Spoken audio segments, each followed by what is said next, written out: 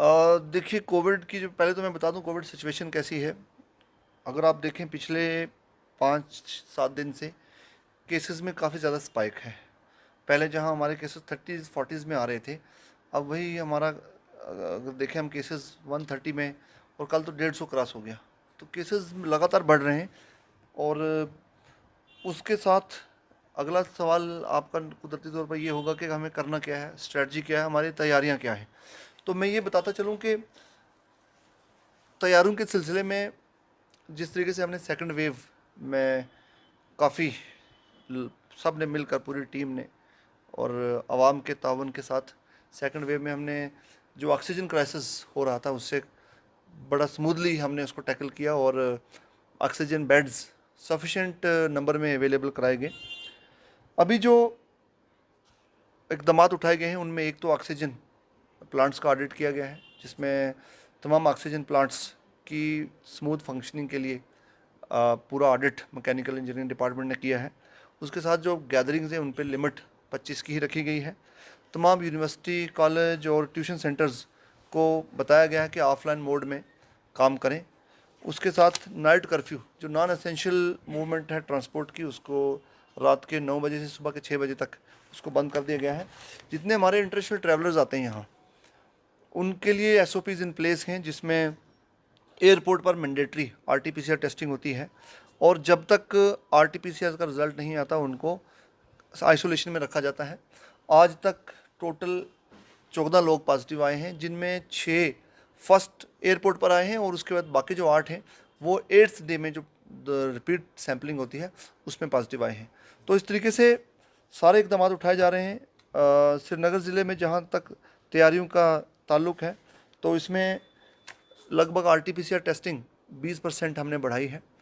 उसके साथ साथ अगर हम देखें सेकंड वेव के दौरान टोटल हमारे हाईएस्ट नंबर ऑफ़ केसेस आए थे 1300।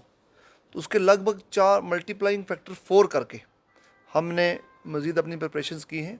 हम पूरे तरीके से तैयार हैं, और मुझे लगता है कि जिस तरीके से हमने सक्सेसफुली सेकंड वेव से जैसे बाहर निकल के आए थे, थर्ड वेव की जो एक यलगार है, या थर्ड वेव की जो इमिनेंट थ्रेट है, उससे हम तभी बच सकते हैं जब हम कोविड अप्रोप्रिएट बिहेवियर फॉलो करेंगे और एसओपीज़ को स्ट्रिक्टली फॉलो करेंगे, एसओपीज़ का पालन करेंगे, तभी हम इससे बच के बाहर निकल सकते हैं। वरना जो ट्रांसमिशन रेट है, जिस तेज़ी से इन्फेक्शन फैलता है, अब की बार जो वेरिएंट है ये बहुत ज़्यादा वायलेंट है, और इसमें इन्फेक्शन स्प्रेड बहुत फास्ट रेट पर हो रहा है। उससे बचने के लिए हमें एसओपीज़ का पालन बहुत करना पड़ेगा। सबसे बड़ी चीज़ और सबसे गारंटीड प्रोटेक्शन मास्क से होती है, और मैं आपके ज़रिए सभी को अपील करना चाहता हूँ कि मास्क के बगैर घर से बाहर ना निकलें। पब्लिक प्लेसेस में जाकर मास्क पहने। जो लोग दफातर में, सरकारी दफ्तरों में काम करते हैं या प्राइवेट ऑफिस में काम करते हैं, उनसे भी मैं खुसूसी तौर पर अपील करना चाहता हूँ कि एसओपीज़ का पालन करें। सर, जिस तरह से हम देखते हैं कि जैसे ही कोविड-19 केस में इजाफा होना शुरू हो जाता है तो एडमिनिस्ट्रेशन की तरफ से सबसे पहले एजुकेशन जो इंस्टीट्यूशंस है उनको बंद किया जाता है। लेकिन क्या ऐसा नहीं हो सकता था कि उससे पहले ही हम मुतहरक हो जाते, और जो बाकी एक्टिविटीज़ हो रही हैं, जिस तरह से हमने देखा कि न्यू ईयर फंक्शंस हो रहे थे, या गाड़ियों में बहुत ज़्यादा ट्रैफिक होता है, सवारियाँ होती हैं, या जो हमारे मार्केट्स हैं वहाँ पर भीड़ भाड़ होती है, तो क्या उस चीज़ को पहले से नहीं रोका आपका जा सकता था? आपका सवाल जितना आसान है उसका जवाब इतना आसान नहीं है। अगर दुनिया को पता होता कि कोविड पेंडेमिक किस तरीके से फैलता है और वायरस का स्प्रेड कौन कौन से खित्तों में होने वाला है, तो फिर इंसान पहले इस पे कंट्रोल कर लेता। ऐसा नहीं है। वायरस की ट्रैजेक्टरी, जो स्प्रेड की ट्रैजेक्टरी है, वो किसी को मालूम नहीं है। कौन से खित्ते में, कौन से इलाके में, कौन से ज़िले में, कौन सी तहसील में, कौन से गांव में, कौन से कस्बे में, कौन से शहर में वायरस का ट्रांसमिशन किस तर्ज पर जाने वाला है, ये किसी को मालूम नहीं होता है। सर, अब बहुत सारे जो शुभात होते हैं लोगों के जहन में, वो कहते हैं कि जब एडमिनिस्ट्रेशन खुद अपने जो फंक्शंस वगैरह हैं उन पे कंट्रोल नहीं कर पाते हैं, तो वो मार्केट में आकर लोगों को चेकिंग करते हैं, या उनका जुर्माना आयद करते हैं, या उनको कहते हैं मास्क वगैरह इस्तेमाल करो या सोशल डिस्टेंसिंग का ख्याल रखो। तो देखिए, आपका जो देखने का नज़रिया है वो है पब्लिक वर्सेस एडमिनिस्ट्रेशन। हमारा नज़रिया इसके बरक्स है। हमारा नज़रिया है administration with public, public with administration. तो आपका जो नज़रिया है वो वर्सेस वाला है, हमारा है विद वाला। तो हम लोगों के साथ मिलकर, आप वो हम पर छोड़ दीजिए। हमने पहले भी आवाम के तावन से कोविड को पूरे पूरे तरीके से कंट्रोल में लाया है। और अब जो थर्ड वेव के बादल जिस तरीके से मंडला रहे हैं, इसमें भी हम पब्लिक के साथ मिलकर, शाना बशाना पब्लिक हमारे साथ है और हम पब्लिक के साथ हैं, हम मिलकर इस कोविड पेंडेमिक की जो थर्ड वेव है इसकी अलगार से भी कामयाब तरीके से बाहर निकल कर आएंगे। सर एक आखिरी सवाल पूछूंगा आपसे कि अगर केसेस में इसी तरीके से इजाफा होता गया तो क्या लॉकडाउन देखने को मिल सकता है? बहुत अच्छा सवाल आपने पूछा है। देखिए, लॉकडाउन तभी होता है जब कोई रास्ता बाकी नहीं बचता, और आज अगर हम पूरी सिचुएशन को कंट्रोल में रखेंगे और हर कोई शख्स बाहर निकलने से पहले ये सोचेगा कि मुझे तभी बाहर निकलना है जब बहुत अर्जेंट हो, वरना पूरी फैमिली को ख़तरा है, घर परिवार सबको ख़तरा है बाहर निकल कर। और इसमें जो आपका सवाल है उसके मुताबिक मैं ये आपको ये बताना चाहता हूँ कि ज़रूरी बात, अहम बात यह है कि कोविड प्रोटोकॉल का ध्यान रखा जाए। और लॉकडाउन की सिचुएशन तभी आती है जब हम बहुत ज़्यादा वायोलेशन करते हैं। हमें कोई शौक़ नहीं है, ना हमें ज़रूरत है लॉकडाउन लगाने की, लेकिन जब कोई रास्ता नहीं बचता, जब पूरा क्राइसिस वाली सिचुएशन आ जाती है, जब इंसानी जानों को बचाना ही आखिरी चीज़ रह जाती है, लॉकडाउन ही आखिरी चीज़ रह जाती है इंसानी जानों को बचाने के लिए, तभी जाकर लॉकडाउन की सिचुएशन आती है। तो मुझे उम्मीद है कि हर कोई कोविड को प्रोटोकॉल को पूरा फॉलो करेगा और लॉकडाउन की सिचुएशन नहीं आएगी। देखिए, इंसानी इर्तिका को अगर आप देखेंगे, ओरिजिन अगर आप देखेंगे, पूरी ह्यूमन हिस्ट्री को देखेंगे, तो आपको दूसरे पहलू से भी ये बात देखनी है कि इंसान कितना टफ है। इन पूरी पेंडेमिक्स, प्लेग्स, आइस एजेस से गुजरता हुआ, वर्ल्ड वार्स और रेवोल्यूशंस को झेलता हुआ इंसान जिस दहाने पर आज खड़ा है, मुझे लगता है कि इंसान को कुदरत ने इतनी ताकत दी है कि वो हर किस्म की वबा से को टैकल करने के काबिल है, और वो अहलियत इंसान रखता है। हमें सिर्फ कोविड अप्रोप्रिएट बिहेवियर को फॉलो करना है। सर एक सवाल कोचिंग सेंटर्स के हवाले से है। जिस तरह से कोचिंग सेंटर्स को अब क्लोज करने का जो फैसला लिया गया है, तो बहुत सारे बच्चे जो दूर दराज इलाकाजात से श्रीनगर, खासकर श्रीनगर पढ़ने के लिए आते हैं, तो उनके मन में ये है कि अब आगे क्या होगा। उन्होंने बहुत सारे फीस जमा करवाई हुई है, तो क्या उनको रिफंड किया जाएगा, किस तरह से बाकी? देखो, कोचिंग सेंटर बंद नहीं किए गए हैं, आप इस बात को क्लियरली समझ लें। कोचिंग सेंटर्स बंद नहीं किए गए हैं, बल्कि ऑफलाइन मोड बंद किया गया है और ये कहा गया कि ऑनलाइन मोड में पढ़ाएं। तो मुझे लगता है कि आजकल हर किसी को मालूम है, एक जो प्री प्राइमरी में छोटा बच्चा है उसको भी मालूम है कि मोबाइल फ़ोन किस तरीके से यूज़ करना है। जितने सॉफ्टवेयर्स ऑपरेट करना वो जानता है, इतना शायद हम लोग नहीं जानते हैं। तो जो बच्चे कोचिंग सेंटर्स में हैं, स्कूल में हैं, उनको ऑनलाइन क्लासेस के लिए पूरी कोचिंग सेंटर्स को बताया गया है कि उनको ऑनलाइन पढ़ाएं। उनकी पढ़ाई बिल्कुल भी इफ़ेक्ट नहीं होने दी जाएगी, और जितना वो ऑफलाइन मोड में पढ़ाते थे उतना ही ऑनलाइन मोड में भी पढ़ाएंगे। सर क्या कोचिंग सेंटर्स कोई रियायत बरतेंगे उनकी फीस में? देखिए, ये सवाल कोचिंग सेंटर से आप पूछिए कि वो किस तरीके से रियायत बरत सकते हैं। ऑफलाइन मोड और ऑनलाइन मोड में बिज़नेस उनका कितना इससे इफेक्ट होता है वो कोचिंग सेंटर्स पर है, वो खुद इसका फैसला लेंगे। अलबत्ता कहीं पर अगर कोई स्टूडेंट्स हमें ग्रीवेंसेस, स्पेसिफिक ग्रीवेंसेस होंगी स्टूडेंट्स की, उनको definitely case to case basis पर हम रिजॉल्व करेंगे। आप देखिए, कोविड की सिचुएशन जो पिछले 3 सालों से बनी हुई पूरे हिंदुस्तान में, खासकर मैं जम्मू कश्मीर की बात करूंगा, आज फिर ये 2022 में कोविड की सिचुएशन पैदा हुई पूरे जम्मू कश्मीर में, पूरे हिंदुस्तान में।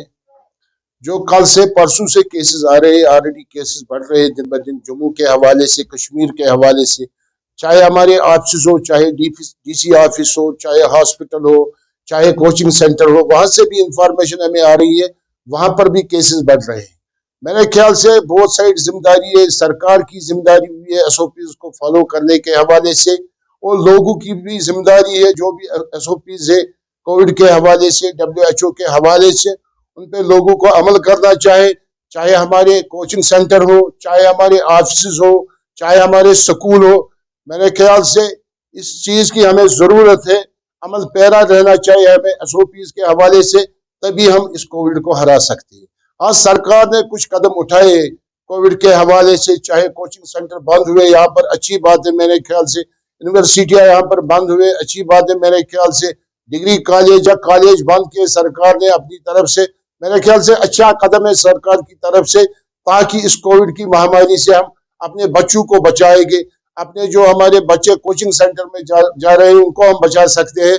मगर सरकार को चाहे इसको प्रैक्टिकली अमलन ग्राउंड पे इम्प्लीमेंट करने की जरूरत है। ये ऐलानात से मसला हल होने वाला नहीं है। ये मेरे ख्याल से गाड़ियों में से ऐलान करने से मसला हल होने वाला नहीं है। प्रैक्टिकल जहां पे भी वायलेशन हो जाएगी कोविड के हवाले से, मेरे ख्याल से उनको पनिशमेंट मिलनी चाहिए वहां पर, चाहे वो गवर्नमेंट ऑफिस हो, कोई भी अफसर इसमें इन्वॉल्व होगा उसको पनिशमेंट मिलनी चाहिए। चाहे कोचिंग सेंटर है यहाँ पर कश्मीर में, खासकर परेपोरा में, अगर वहां पर कोचिंग सेंटर ओपन हो जाएगा इसके बाद उनको पनिशमेंट मिलनी चाहिए।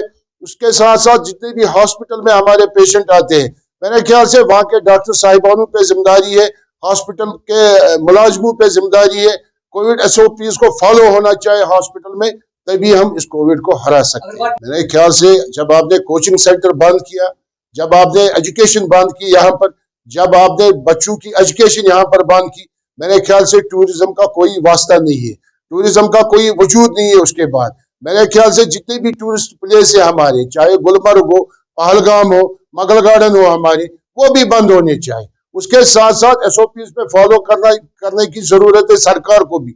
जो भी टूरिस्ट आएगा बाहर से, हम टूरिस्ट को वेलकम करेंगे यहाँ पर, क्योंकि टूरिस्ट से हमारी शान बढ़ती है कश्मीर में।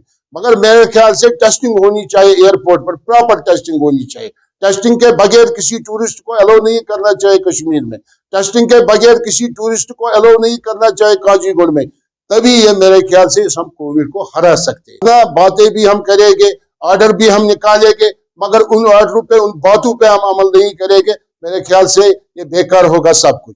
हाँ, हम कश्मीर इकनॉमिक अलायंस चलाते हैं, आपके वसादत से हमारी जितनी भी बिजनेस कम्युनिटी है, चाहे हमारे छोटे ताजिर हो, चाहे हमारे बड़े ताजिर हो, आपके वसादत से मैं उनको भी अपील करता हूँ, आप दुकानों पे मास्क रखें। जो भी कस्टमर आपके पास आएगा उसमें सोशल डिस्टेंस होनी चाहिए, मास्क लगाना चाहिए कस्टमर, हाथ सैनिटाइज होने चाहिए कस्टमर को। ये दुकानदारों को भी इस पे अमल करने की जरूरत है, ट्रांसपोर्टरों को भी इसमें अमल करने की जरूरत है। आप देखें हमारा ट्रांसपोर्टर कितनी सवारियां लेती है गाड़ी में, न कोई सोशल डिस्टेंस होती है, न कोई कोविड SOPs फॉलो होते हैं वहां पे उस गाड़ी में। उनको भी जरूरत है, सोशल डिस्टेंस होनी चाहिए गाड़ी में, मास्क लगाना चाहिए गाड़ी में।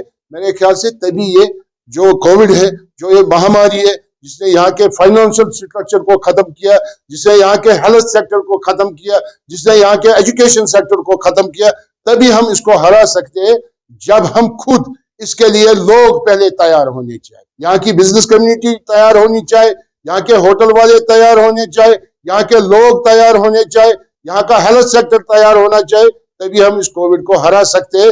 आपकी वसादत से मैं कहना चाहता हूँ, अनकरीबी मास्क ड्राइव चलाएगी कश्मीर इकनॉमिक अलायंस श्रीनगर शहर में। जितने भी बड़े बड़े हॉस्पिटल है श्रीनगर शहर में, चाहे वो सोवरा मेडिकल इंस्टीट्यूट हो, चाहे SMHS हो, चाहे LD हॉस्पिटल हो, चाहे रैनावारी हो, वहां पर कश्मीर इकनॉमिक अलायंस अपनी तरफ से मास्क ड्राइव चलाएगी, सैनिटाइजर ड्राइव चलाएगी। उसके साथ साथ हम लोगों को हम अवेयर करेंगे।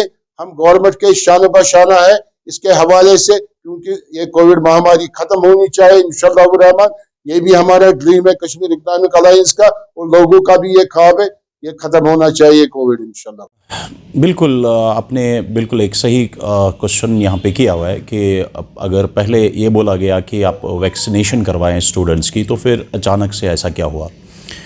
देखिए, जहाँ तक गवर्नमेंट के ऑर्डर का ताल्लुक है, तो मैं खुद भी दंग रह गया, बिकॉज़ हमें बोला गया था कि बच्चों को वैक्सीनेशन कराइए आप। तो बच्चे बिल्कुल वैक्सीनेटेड थे अल्हम्दुलिल्लाह। यहाँ पे जो डॉक्टर साहब आए हुए थे तो वो भी बहुत खुश थे, क्योंकि सारी चीज़ें अकॉर्डिंगली हुआ था जिस तरीके से गवर्नमेंट चाह रहा था। लेकिन अचानक से जब हमने ऑर्डर देखा कि इन्होंने बताया कि मोड स्विच कर दीजिए आप ऑफ़लाइन टू ऑनलाइन, तो उस चीज़ से थोड़ा सा हम भी परेशान हो गए, क्योंकि जो आप देख ही रहे हैं, आपको पता ही है कि लास्ट 2 साल से या 2.5 साल से ऐसे हालात हैं कि हमारा बच्चा जो है ऑफ़लाइन कोचिंग नहीं कर पा रहा है, जिसकी वजह से कितना लॉस हुआ है शायद आप लोग उतना नहीं समझ सकते। बट बीइंग ए टीचर, अगर आप मुझसे पूछें तो बहुत बड़ा लॉस हुआ है, क्योंकि मैंने जब इस साल ऑफ़लाइन क्लासेस एंट्रेंस की ली, जिनको हम नीट AJE के लिए तैयारी करा रहे थे, तो मैंने वो देखा कि वो एंट्रेंस स्टूडेंट कम और 9th 10th स्टूडेंट ज़्यादा लग रहे थे, क्योंकि बहुत खामियां थी बेचारों में, क्योंकि कॉन्सेप्ट्स उतने ठीक से नहीं थे। और हम आपको पता ही है, ऑनलाइन सिस्टम तब ज़्यादा सही रहता है जब यहाँ पे नेट कवरेज भी सब कुछ ठीक रहती है। तो आपको पता है हमारे कश्मीर में वो भी इश्यूज़ होते हैं जिसकी वजह से हमारे बच्चा जो है वो बहुत पीछे चला जा रहा है। तो अब गवर्नमेंट के इस ऑर्डर को हम इसके साथ हैं, बिल्कुल साथ है। जो भी ये चाहते हैं हम उनको हर टाइम पे साथ देंगे। लेकिन सिर्फ एक सजेशन में देना चाहूँगा, एक रिक्वेस्ट है मेरी गवर्नमेंट से कि अगर आप इस तरीके से अचानक से ये इंस्टीट्यूट्स बंद करवाएंगे या ऑनलाइन मोड पे डायरेक्टली जाएंगे तो इससे हमारे बच्चे जो है वो फिर से लॉस में चले जाएंगे। और एजुकेशन एक ऐसा सेक्टर है जिसको हमें बचाने की ज़रूरत है।